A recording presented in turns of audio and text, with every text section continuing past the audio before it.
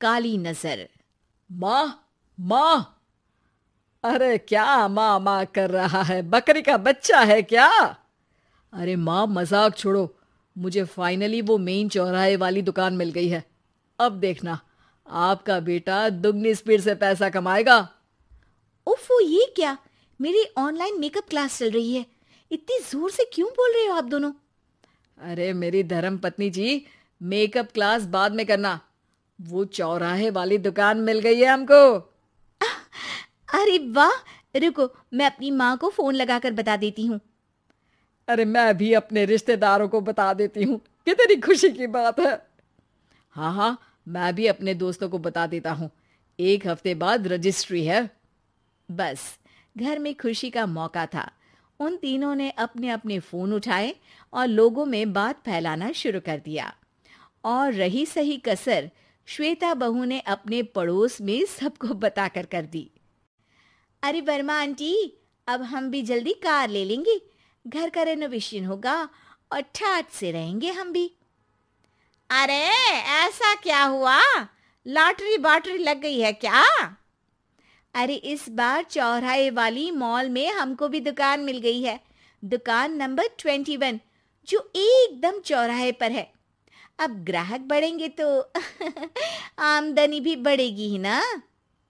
अरे वाह, कितनी खुशी की बात है।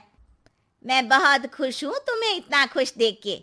बाकी एक बात कहूँ, सबको मत बताते फिरना। किसी की नजर लग जाएगी तो खुशी की खबर वापस लौट जाएगी। हैं? ऐसे थोड़ी ना होता है। अब डरा रही हो। अरे सही कह रही हूँ। काली नजर कहते हैं इस चीज को, जब आप किसी को कुछ बताओ और वो काम बिगड़ जाए। अरे लेकिन मैं तो। तुमने सबको बता दिया ना? हाँ, फोन लगा लगा के। अब बच के रहना। काली नजर बड़ी खतरनाक होती है। श्वेता इतनी खुश रहती है कि वो वर्मा आंटी की बात पर ध्यान ही नहीं देती, जबकि पड़ोस में और भी लोगों से खुशी की खबर शेयर करती रहती है। अगले दिन राजेश बहुत दुखी होकर घर आता है। अरे बेटा, क्या हुआ? मुंह क्यों सूजा हुआ है? मधुमक्खी ने काट लिया क्या? माँ, वो दुकान किसी और के पास चली गई। किसी ने ज्यादा भाव लगा दिया। अरे पर बात तो आपसे हुई थी ना उस दुकान वाले की। हाँ, आज मैं टोकन अमाउंट देने गया था, तब मुझे पता चला। कोई आकर सुबह मुझसे पहले ही ज्यादा अमाउंट दे गया। काली नजर।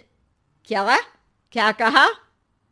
वर्मा आंटी ने समझाया था कि किसी को बताना मत, वरना काली नजर लग जाएगी। अच्छा, तुम्हें उनकी बात मान लेनी चाहिए थी। उनकी बात मान लेती, लेकिन उसके पहले ही सबको बता चुके थे ना हम तीनों। अरे अगली बार से ध्यान रखेंगे। कोई भी नई चीज होगी तो किसी को नहीं बताएंगे। तीनों कुछ दिन ऐसे ही रहते हैं, पर एक दिन श्वेता को एक मेल आता है। राजेश, मेरा ऑनलाइन मेकअप कोर्स कंप्लीट हो गया। अब मैं खुद का पार्लर खोल सकती हूँ। अरे वाह, अपने मोहल्ले में ही खोलते हैं। ये जो घर के सामने दुकान है ना, वहीं। हाँ, यहाँ सस्ती भी मिल जाएगी। अगले दिन श्वेता वर्मा आंटी के पास जाती है, मिठाई का डब्बा लेकर। अरे आओ आओ, कैसे आना हुआ? जोर से नहीं बोलूंगी। वो सामने वाली दुकान है ना, वहां मैं अपनी पार्लर की दुकान खोलने वाली हूँ। उसकी मिठाई है। अरे वाह, बहुत बधाई हो तुमको। हाँ, मैं कमाने लगूंगी तो राजेश पर पूरे घर का बोझ नहीं रहेगा ना आंटी जी। ये तो है। पर ये बता कि तूने ये बात किसी और को तो नहीं बताई ना? अरे नहीं नहीं, पिछली बार गलती कर दी थी। काली नजर लगी किसी की और राजेश के हाथ से वो दुकान चली गई थी। सबको मत बताना। चलो मैं चलती हूँ, कल दुकान की बात करने भी तो जाना है। अगले दिन श्वेता दुकान के लिए मालिक से बात करने जाती है। अरे लेकिन दुकान तो हम कल रात को ही किसी को दे चुके हैं। कल ही? हाँ, कल ही। 2 दिन बाद कोई यहाँ पार्लर भी खोल लेगा। अब कहीं और दुकान देख लीजिए। अरे पर हमको भी तो पार्लर ही खोलना था। हाँ भाई, एक ही दुकान है, आधी आधी तो नहीं दे सकता ना मैं।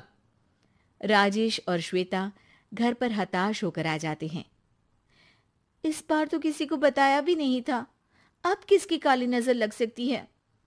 सुनो, तुमने माँ को बताया था क्या? अरे कैसी बात कर रही हो, माँ की नजर थोड़ी ना लगेगी। पक्का तुमने किसी को नहीं बताया था ना? सिर्फ वर्मा आंटी को बताया था, उन्होंने ही मुझे किसी को नहीं बताने को कहा। अरे यार, तुम भी सही हो, मेरी माँ को नहीं बताने को कह रही हो, पर वर्मा आंटी को बताना तुम्हें जरूरी लगा। अरे वर्मा आंटी ने ही तो काली नजर के बारे में बताया था ना, वो हमेशा हमारा भला ही तो चाहती है।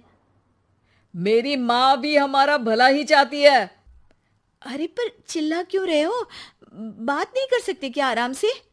नहीं आता वो आराम से बात करना, और करना भी नहीं चाहता हूं मैं।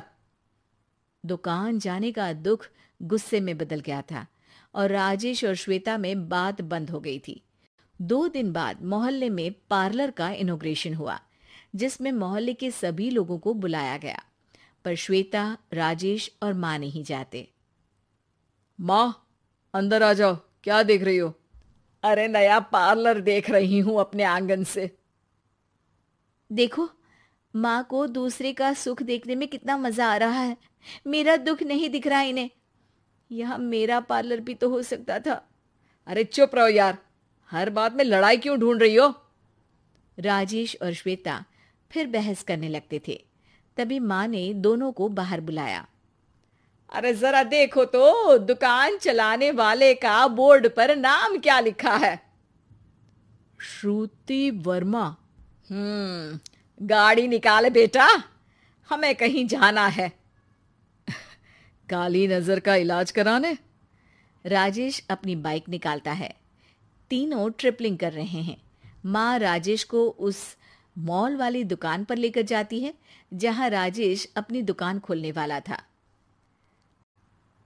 यही दुकान लेना चाहता था ना तू?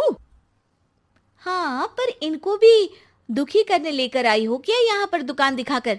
वहां काफी नहीं था? अरे श्वेता, थोड़ा सब्र रख, अभी पता चलेगा कि हम यहाँ क्यों आए हैं। बता, इस दुकान चलाने वाले का नाम क्या है?